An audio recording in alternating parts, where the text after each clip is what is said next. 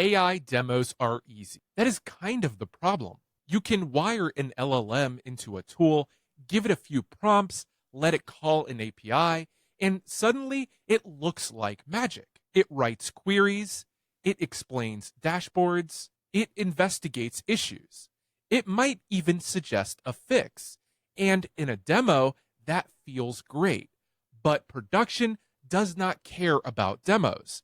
Production cares if the answer was right, if the agent used the right tool, if it leaked data, if it got confused by logs, if it made things worse after a deploy, if the cost graph quietly turned into a crime scene. And that is where this gets interesting, because the hard part is not proving AI can do something impressive in a controlled demo. The hard part is figuring out what happens after people start depending on it, when it is connected to real tools, real telemetry, real production systems, real costs, real failure modes. At that point, AI is not just a feature anymore. It is another thing you have to operate. I'm Brian Teller from Teller's Tech, and this is Ship It Weekly.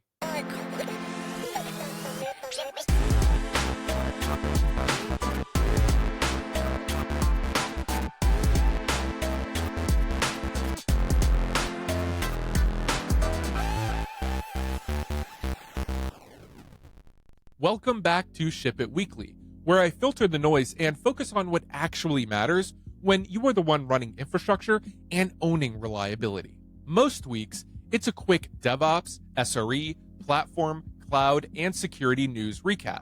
In between those, I do conversation episodes with people building and operating systems we all end up depending on. Today, I'm joined by Matt Ryer from Grafana Labs. Matt is Senior Director of AI at Grafana, a longtime Go developer, author, open source contributor, and podcast host.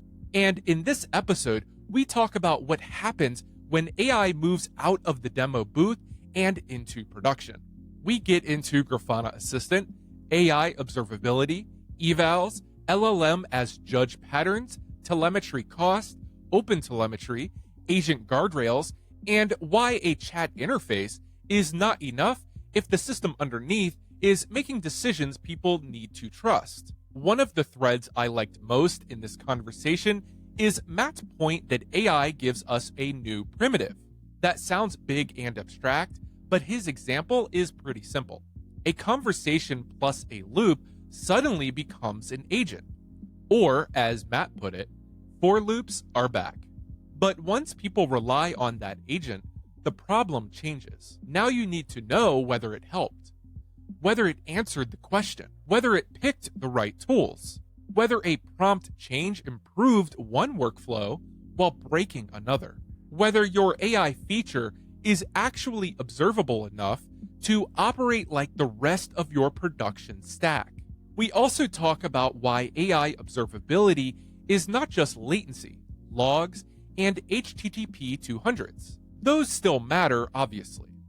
But now you also care about behavior, cost, tool selection, user feedback, eval results, model versions, prompt changes, and whether the agent is producing something useful or just confidently wandering around your telemetry. Matt also gets into UX, which I think is more important here than people give it credit for. Because if the AI gives you a wall of text, you still have to trust that text. But if it can show you the graph, deep link you into the right Grafana view, apply the filters, and let you inspect the source data yourself, that is a very different experience. And near the end, we talk about where AI can actually help operations teams today. Not some giant 6-month AI transformation project. More like, pick something small. Use it to enhance the workflows you already have. Let it write the query. Let it help with the first pass. Let it automate the boring parts,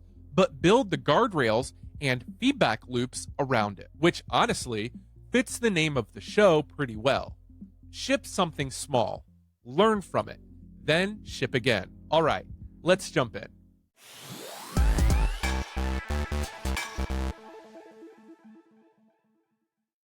Today I'm joined by Matt Ryer from Grafana Labs. Matt is a senior director of AI at Grafana, where he's focused on how AI fits into observability and production systems. He's also a longtime Go developer, author, open source contributor, and a podcast host. And we're talking about what happens when AI moves from demos into production, why observability for AI systems is not the same as basic service monitoring, and what teams should be thinking about as telemetry volume, cost, and operational complexity keep climbing. Matt, thank you for joining me. Thank you, Brian. Pleasure to be here. So, starting out, I'm curious, as AI systems move from experiments into production, what are teams underestimating? Yes. Well, first of all, I think it's very exciting, this whole space. And I think that's where I always start with this. We have a new primitive now, we have a new capability, something that we couldn't do before. And that I think is just a very exciting thing. There are concerns with AI and valid concerns. But alongside them I think, is the fact that we are now in a new world. And this is a very exciting thing. You see people making little agents to solve all kinds of little problems. We see people building big agents and big complex ones, as we are doing as well at Grafana Labs, to solve more complex and deeper problems. And just now, like having a new primitive, like a conversation, being able to now, even just putting that in a loop, by the way, which was when things became agentic. That's just a for loop. That's just like, oh, for loops are back. They're so back. They're cool again, And I think agents are just amazing. Just a simple primitive put together with something that we're already very familiar with can produce something new. So we're still in that phase, and I love to see all the little things that people are building. But at some point, you do end up with, like, we have a product in production, Grafana Assistant, and people are relying on it. They're using it as part of their day-to-day. Some people have leaned very much so into it, and it's really unlocked them for all the observability stuff they're trying to do. So now suddenly we can't just vibe it. We can't just feel it out. We've got to grow up and make sure that this is going to work for them. And I think people underestimate how hard that is. It is quite easy to wire up an LLM to anything, do a few simple tools, and suddenly you unlock this new capability. But how do you really know that's good? How do you know when you change it, you aren't making it worse in some other place? We used to have unit tests, test suites protecting us from all this. We don't really have that now. So how do we make sure when we make changes to it, it is getting better? And how do we make sure it's even correct in the first place? It demos very well, like you say. We've kind of, I think, checked off that from the mission. It has to demo well for people to care. It demos pretty well. But beyond the demo, yeah. How do you make sure it does that? And we had to solve this problem in Assistant, which we built our Grafana Assistant. We launched that, I think it was last year now. And yeah, we've had to solve that problem. So at a high level, how do you start with that problem statement? How do you build special testing around that? But how do you actually solve that? Yeah, so I'd say, start? Right. In the beginning, I think people still, vibe testing, manual testing, I still think is the thing to do in the beginning. Because it's really when you're just feeling it out, you need to know, is this even possible? Is this feasible? Does this make sense? And there's so much innovation and there's so much opportunity to learn that actually you still have to have that same attitude of build things and ship it. That's why I came on the Ship It weekly podcast, because it's all about shipping it. So I would say, don't wait for there to be good evals. Don't wait for you to have this problem solved before you progress. But it is something to think about in the background. And yeah, when we did Assistant, we essentially had to build. We had lots of different tools. Of course, there's the normal telemetry that we're very good at Grafana Labs, metrics for measuring latencies and things like this. And we even have metrics for costs, measuring the cost of different operations and things. Logs, of course, kind of make sense, I think. Tracing becomes more interesting now because you could think of a conversation really as a sort of trace. You could imagine it in that model, and I think so. So you get a lot already just of the basics, but there are new things you care about suddenly. It's not just getting a 200 back from an LLM, but now how do we make sure that the content, the way it behaved, the tools it chose to use, how do we make sure that stuff is right? And we did it partly by vibing tools internally. Literally, we've got a handful of them, and various dashboards and things, and different databases and different ways of storing things. Just trying to sort of cobble together the solution of this. And again, I think that was the right approach in the beginning, because it's a playground where we can experiment and we can try things. We can solve problems without having to think about solving the entire problem of this. We can just pick one piece of it and just solve it with a standalone thing. So there's a lot of freedom in that. And I think the culture that we had in the engineering team when we're building this played a lot into that, because we had to make sure that people could try things, just solve that particular problem, not go for months and have big design sessions and just do this enormous project to try and solve the whole thing. After we'd done all that, of course, you then end up in a situation where you do have quite a complex little set of internal tools that are all slightly overlapping and doing things in different ways. They don't all agree with each other. Some of them are agentic themselves. So that's even more getting like Inception, where the agents are monitoring the agents to make sure that they're behaving properly. And so then we were able to take all that learning and put that together into our AI observability product, which is a new feature that we have in Grafana Cloud. And that's like that's our answer to this. And we think we've picked the most important things that people should care about and built that into the product. And you can see we're different to some kind of competitive products. We're different in some interesting ways, because I think some of them were imagined, and whereas we built ours from the real day-to-day of actually operating the assistant at scale. Yeah, very cool. What does production level observability for AI actually look like? Well, you do need evals. You need to be able to test whether what's actually being asked for is being answered. And we have a technique inside where we actually have an LLM as a judge looking at a conversation. And you can just do this. You can try this. It works. Just ask it, did you answer the user's request? Because you can see their first message. You can see the path you went on and where you ended up. Did you answer it? Did the user have to intervene in any way? Were you ambiguous? You can kind of ask it these things and you're dealing with natural language now. So it's like you write these tests also in natural language. And then we can measure that. We can start to measure and start to put some data and some science behind the behavior of agents. So evals, I think, are going to be increasingly more and more and more important as we want these AIs, we want these technologies to be trusted and to be used.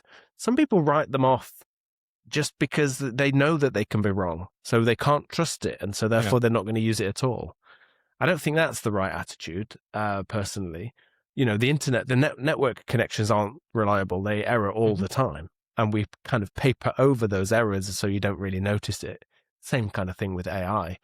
We have these non-deterministic systems in some ways when it comes to doing investigations and things, for like digging around your telemetry. That can actually be turned into an asset, where the fact that the multiple agents take random routes through things can actually be good. That's what humans might do if they all take a different approach. But then you've got an even bigger observability problem, because now this one thing, suddenly it's multiple conversations with models, not even the same model, multiple models often, certainly different system prompts, different sets of tools. All this complexity now is kind of a big mess that you have to deal with. And we think, simple observability, simple new signals as well as part of this is the solution so that you can just answer those questions and make sure that your agents are on the right track. So kind of following up with that, a lot of teams instrumented everything. Then they realized they were drowning in telemetry costs. What changed? Yes. I think we're going to go through that as well for AI. So I think Yeah. you're right. Like people would just monitor everything. It feels really cheap. Like when you're writing something, you just add a counter in code. Feels like the cheapest thing you can do. As soon as you then hit that scale, suddenly you're counting. If just counting at scale is hard. So yeah, you kind of create this new kind of problems when you hit scale. The same thing is definitely true for AI. I think a lot of people aren't really monitoring much at the moment. But when they do, and as this increases, we'll have the same kind of problem. And, Grafana Labs has this technology called adaptive telemetry, which is basically what they do is they look at all the telemetry that you've used, they look at all the queries you're making, and then they identify bits where you've never queried this metric. So we're going to automatically sample it down. So we'll just take a sample of it. We won't capture all of it. Mm-hmm. And of course, you can tune it and tweak it and things. And this was really an answer to that problem, like the fact that people's telemetry was just growing and growing and growing, and not just in the history of it, but even just the now, because people's systems and complexities going up. So I think that we'll end up with another kind of adaptive telemetry. We have already in our solution sampling, so you can choose how often the evaluators will run on conversations. So we're kind of thinking about that already. And I think this is the advantage of building this solution at Grafana Labs, because we had to solve a lot of the observability problems already. And a lot of the thinking applies directly, which is very cool. Like we have these drill down apps, which basically present the data and you can just click and drill into it. That turns out to be good for humans, but actually quite good for agents as well, because it's the same problem. There's just too much stuff there, and to look through it all and find it is hard.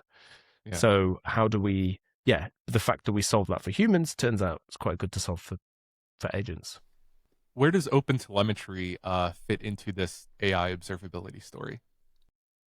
I think it's going to have a big part of it. We actually are talking already with Ted Young, who was one of the co-founders of OpenTelemetry.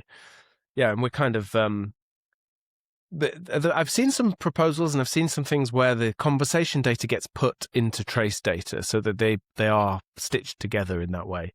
We didn't take that approach because of scale issues that we saw, so we haven't got that approach in our solution, but it could well end up being some new standard like that. But I just think with OpenTelemetry, it's going to just take some time. We like to move very fast in the AI department in Grafana Labs and in Grafana Labs in general. In some places, you do have to go slowly, where you're dealing with standards or foundational things that you really need to get them right. You're going to go a bit slower. So I think it'll take some time, but I do think OpenTelemetry should embrace this new world and see which new signals are common enough that we are going to then capture them. We got to make those decisions ourselves when we built our solution. So of course we capture, the basic things you expect, metrics for latency and things. We add cost into there using metrics and stuff.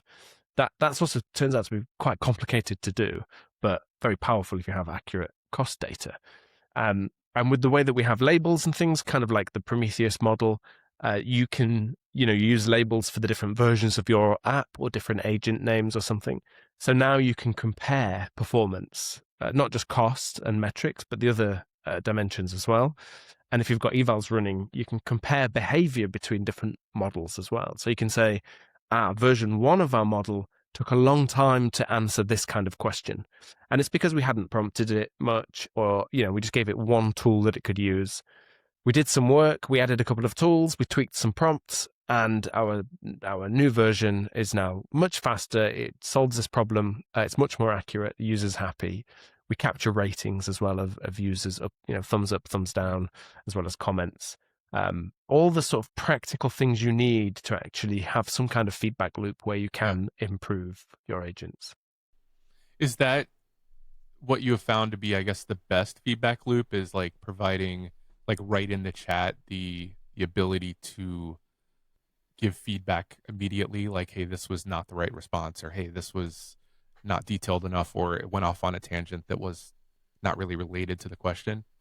Or is there other, like, are you feeding that in with other information as well? And then how does that work? Yeah, I think user feedback is the most valuable, and it is nice Mhm. that you can, even just a thumbs up, thumbs down is enough to give you something to go on. Um, I think the actually typing in a comment is even better, right? Because Yeah. we can genuinely have LLMs consider that commentary and even suggest PRs into our repo to improve prompts and things like this.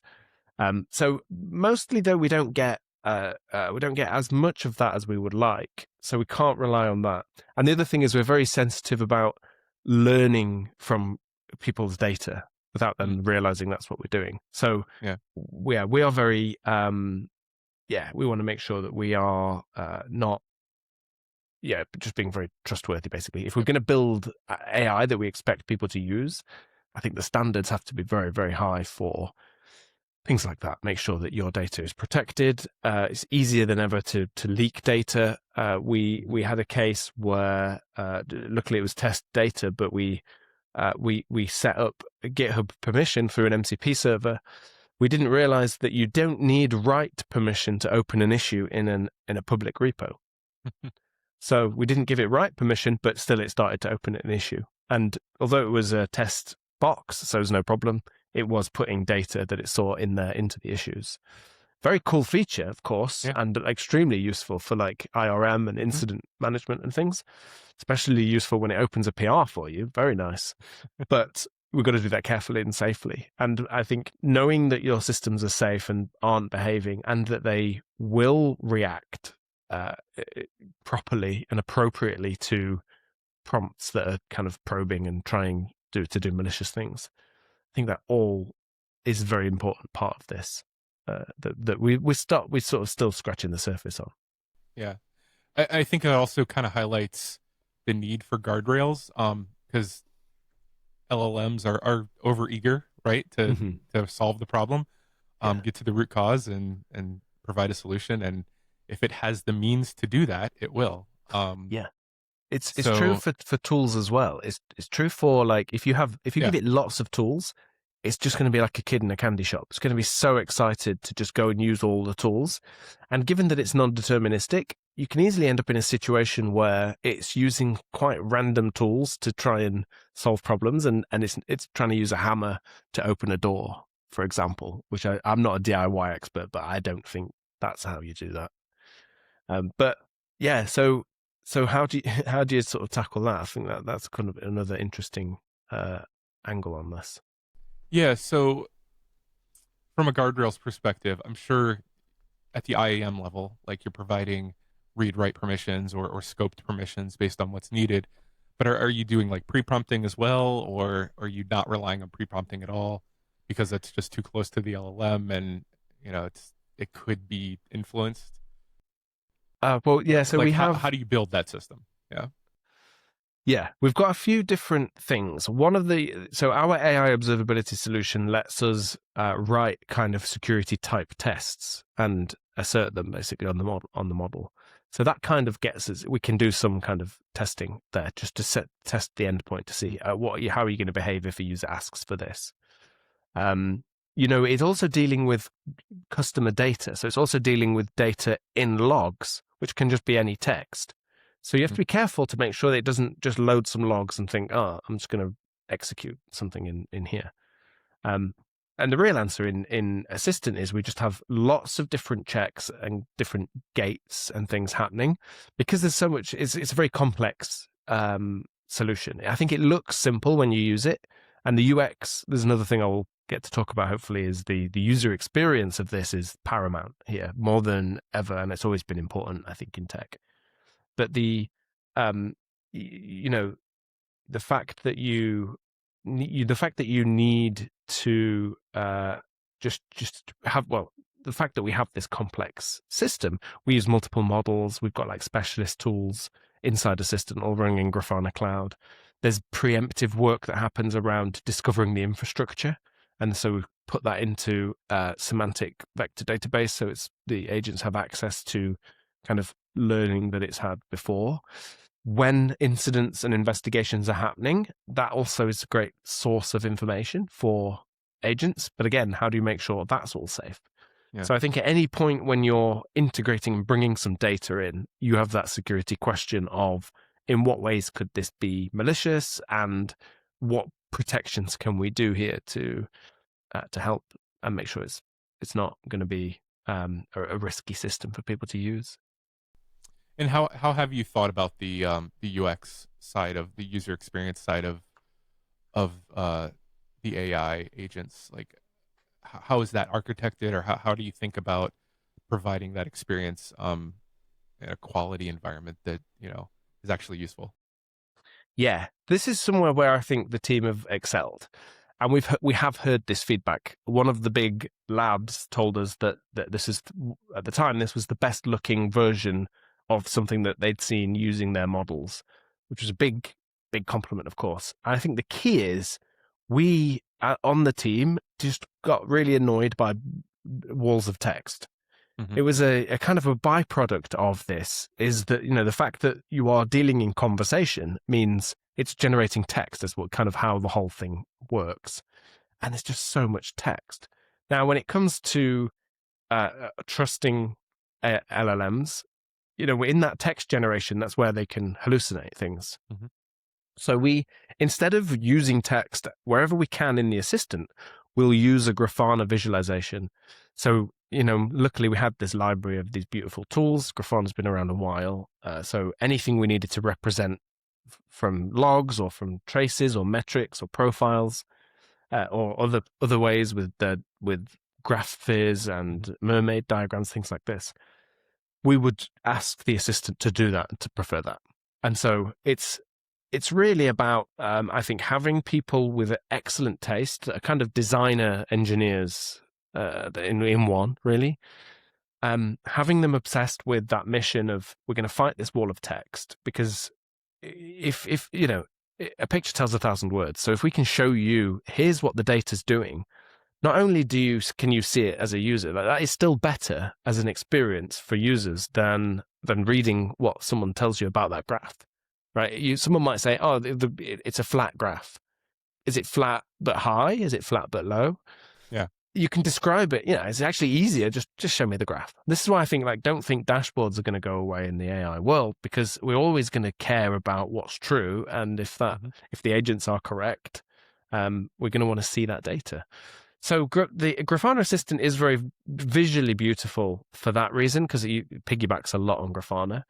But I think, yeah, it's important it's going to make a big difference. And I think you can separate yourself if you put a bit more effort into making sure that experience is excellent. I think you can separate yourselves from similar capabilities. It turns out, for some reason, and we have a few theories on this, but it turns out that LLMs are quite good at Grafana by default. And we think it's because of so much of it's open source. Grafana, the whole code base is open source, but also all the community stuff, all the discussions around there, like community dashboards out there, and a lot of the connected ecosystem, Prometheus and, Open Telemetry, all these other things are also kind of very open source. And I think the LLMs have hoovered all of that up, so they naturally have quite good context. So when we first stitched together the LLM with Grafana and gave it a few tools and had the UI in the Grafana front end, it was surprisingly already quite good. And this is what people are finding when they wire up Claude Code with our GCX, which is a CLI tool that we released. That thing, for certain tasks, it's very good. And if you've got your code right there as well, it's very handy to be working alongside with production code, with telemetry, and having them considered at the same time.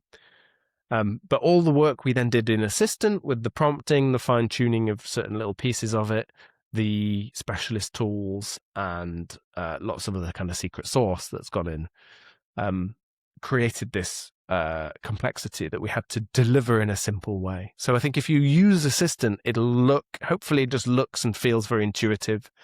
It does cool things like it can build deep links. So it knows how to jump you to the right page in Grafana, but not just the right page, because all the filters are in the URL parameters. It will apply those filters as well. So it takes you straight to the right view.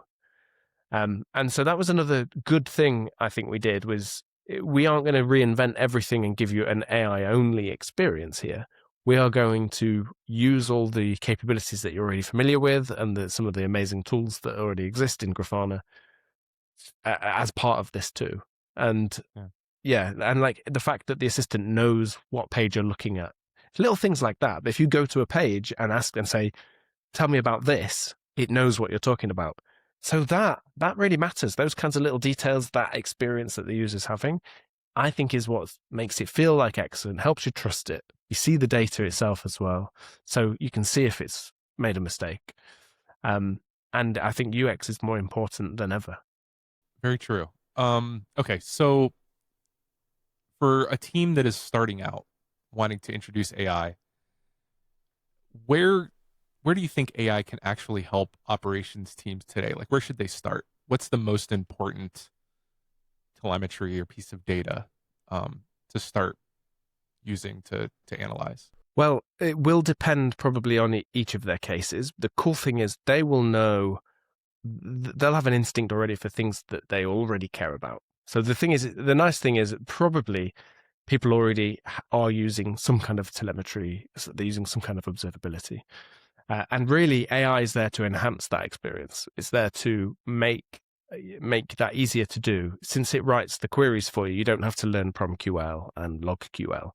And I've used those languages before, of course, but I would always have to go and look up again how to do something, or prefer the query builder. Honestly, now you don't even need to do it at all, because genuinely, through natural language, it can generate those things, and it generates very complex ones as well. It's far out, surpassed me in my abilities.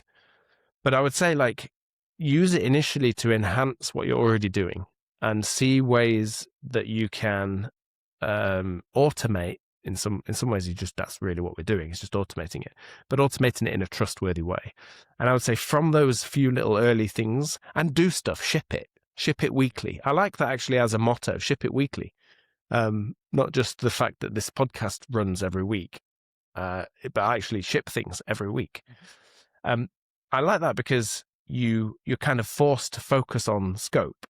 Well, the scope that's most important. If you have a short window for shipping things, then you've got to really focus on what's important. And I think that applies to people picking up AI things. Don't do some enormous AI project. It's going to take months and months, because honestly, everything's different by then anyway. Pick something small, do it, action it, and talk about it and share it. And see if there's excitement you can drum up. It's what happened at Grafana Labs, and then now you see people all over the company building all sorts of things and doing amazing things with agents. Some of it will eventually be a product, I'm sure, but it comes from play, and it's something that we do all right at Grafana Labs. We have a lot of space for people to play and get creative and try things and fail, for things to fail. There's a great analogy that I love, where they did a study where they got these two groups, and they were making pottery, on the pottery's wheel, but they were all amateurs. And they told one group, you've got to make the best pot you can. And they told the other group, just make as many pots as you can. Doesn't matter what they're like, just make lots of them. And then by the end of it, the group that were making as many pots as they could were making better pots than the group that was trying to make the best pot. And I think that tells you a lot. I think it's the trial and error that you learn. There was a lot more waste on the floor of this other team where pots hadn't worked and they had to throw it away or smash it up and tear it down and turn it into something else. So it feels wasteful, I think, to some, but and they might be tempted to kind of optimize that away. But honestly, that's often where the learning is. So I think people should pick up something, tackle it, something small, have a play, see what you can do. And from there, you create new problems for yourself, but they're good problems to have. Where do you think AI is going with observability this year? I mean, obviously it's the talk at every conference, but is there overarching areas in observability that you think that AI, that we're just at the forefront, like we're able to do now with larger token, more tokens, more better models, faster models? Is there anything that lends itself now that maybe we couldn't have done 6 months ago, or we could do in 6 months, based on these rapid changes to AI? I think seeing the models get better and get smarter is nice. We are finding that we have to tell it less, which is interesting. Mhm. We're also finding that we are basically tuning our prompts to a specific model. We noticed with Claude 3.5 to 3.7 even, 3.7 didn't perform as well as 3.5 by default. We had to make it work by changing it and tweaking it because it was a kind of different thing.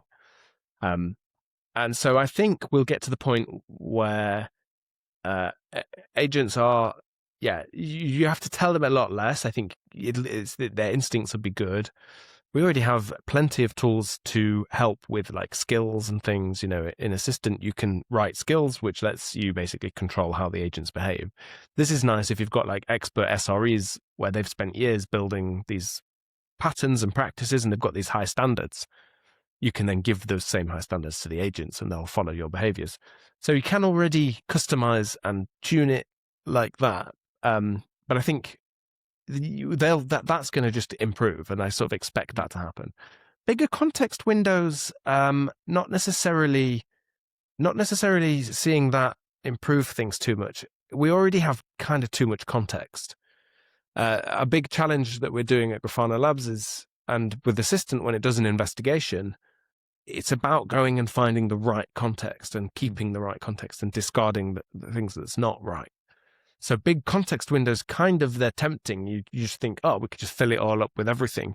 I don't think that's going to help it at all. It's just more for it to think about. Yeah.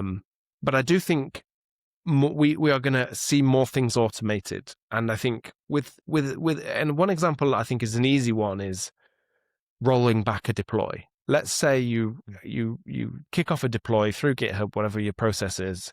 At the end, once it's out, maybe you know there's some you do this in staging and things. Whatever you already have, all the great stuff in production, have agents actually go and do a series of kind of critical tests, check things, check all the dashboards. You know, they know how to use Grafana, so they know how to use all your telemetry.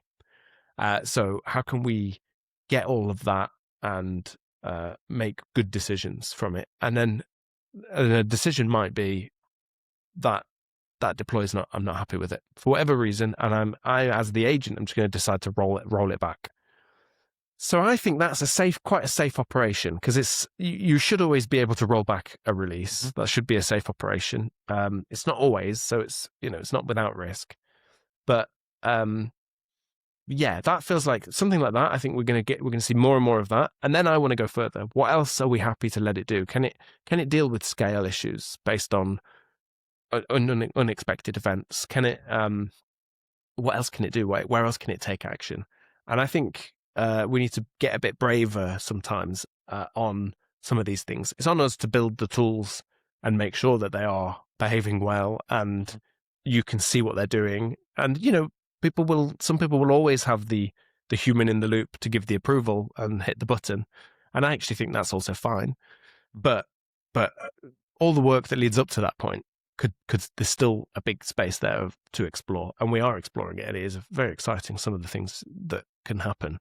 But I do think we're going to have agents doing more of this, operating things for us, at least the simple stuff. And that frees us up to then focus on the cases that aren't simple and that are more complicated, or frees us up to build more things and do more other things. Yeah, very true. Okay, so wrapping up, is there any belief about AI or observability that you think is just wrong? I think one thing that's wrong is, because it's not 100%, you therefore can't trust it. As we mentioned earlier, like, yes, it's not perfect. It gets things wrong. So do people, but you still hire people, hopefully, for now. But so I think, but that's not just AI. I think people often struggle with that. I remember like in COVID times, I was wearing a mask, and so a guy in the elevators like thought I was silly, like thought I just believed some hype or whatever. So he's like, why are you wearing that? They're not even effective. They only prevents 20% of spread or something. So it's like, oh, is it? So there's only 20% fewer people going to be hospital. Oh, so, but because it wasn't 100%, he dismissed it. I see people doing the same thing with AI, and yeah, and like, or they think with coding, like, and it's not as good as me because I asked it to do something, and didn't do it as well as I would have done it, and so I did that last year, and I'm not going to touch it. AI is not for me. That's also a mistake. Keep trying them. It's usually you haven't prompted it well enough if it's not working. You can prompt it differently, and there's different things you can try. And you can also be much more specific. In fact, the more context you give it, the better. So, yeah, it's not 100%. It's not perfect, but it's good. It's changing the world. Yeah, for sure. Matt, any closing thoughts for our audience? No, but just want to say, keep shipping it weekly because, you got it. That's the only real way to know you're doing anything useful. Iterate. Yeah. And keep listening to this great podcast as well with Brian. Appreciate it. Thanks, Matt. Yeah. Thank you so much for your time. Thank you for coming on. Really, really appreciate it. Pleasure. All right. That was my conversation with Matt Ryer from Grafana Labs. The thing that stuck with me the most is that AI in production has to grow up pretty fast. It is fun when it is a prototype. It is fun when someone wires up a model, gives it a few tools, and suddenly it can answer questions that used to require bouncing between dashboards, logs, traces, docs, and half a dozen Slack threads. That part is genuinely cool. But once people start depending on it, the bar changes. Now it needs observability. It needs evals. It needs feedback loops. It needs cost awareness. It needs guardrails. It needs some way to tell whether the agent actually helped or just produced a convincing answer. And that is where I think this conversation gets useful for platform and SRE teams. Because the trap is thinking AI observability just means watching the AI service like any other service. Did it return a 200? How long did it take? How much did it cost? Those are good signals, but they are not enough. With agents, you care about the path it took, the tools it used, the context it kept, the context it threw away, whether it answered the actual user request, whether the user had to correct it, whether the model changed behavior after a prompt update or model upgrade. That is a much messier kind of production system. I also liked Matt's take on trust. A lot of people treat AI like it has to be perfect or it is useless. And I get the instinct, especially when we are talking about production systems. But we already operate plenty of imperfect systems. Networks fail. APIs time out. Humans miss things. Dashboards lie by omission.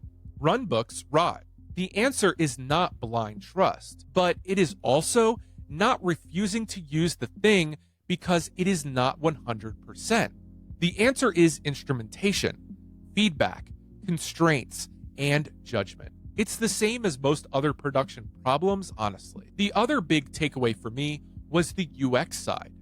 AI should not just bury operators in a wall of generated text. If the system can show the graph, link the right view, apply the right filters, and expose the evidence behind the answer, that is way more useful than a paragraph that sounds right. Because at the end of the day, operators still want to see what is true, not just what the model said. So my takeaway is pretty simple. Use AI to make the work easier. Let it help search through telemetry.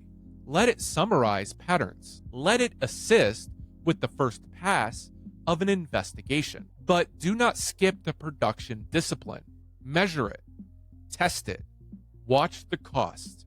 Build evals. Keep humans in the loop where the blast radius is real. And when you give an agent tools, remember that it may actually use them. That sounds obvious, but it is going to matter a lot. I'll have links to Matt, Grafana Labs, and anything else we mentioned in the show notes. If you enjoyed this conversation, follow or subscribe to Ship It Weekly wherever you listen to podcasts. It helps the show, and it makes sure you get both these conversation episodes and the weekly DevOps, SRE, platform, cloud, and security news recaps. You can also find everything over at shipitweekly.fm. Thanks for listening, and I'll see you later this week.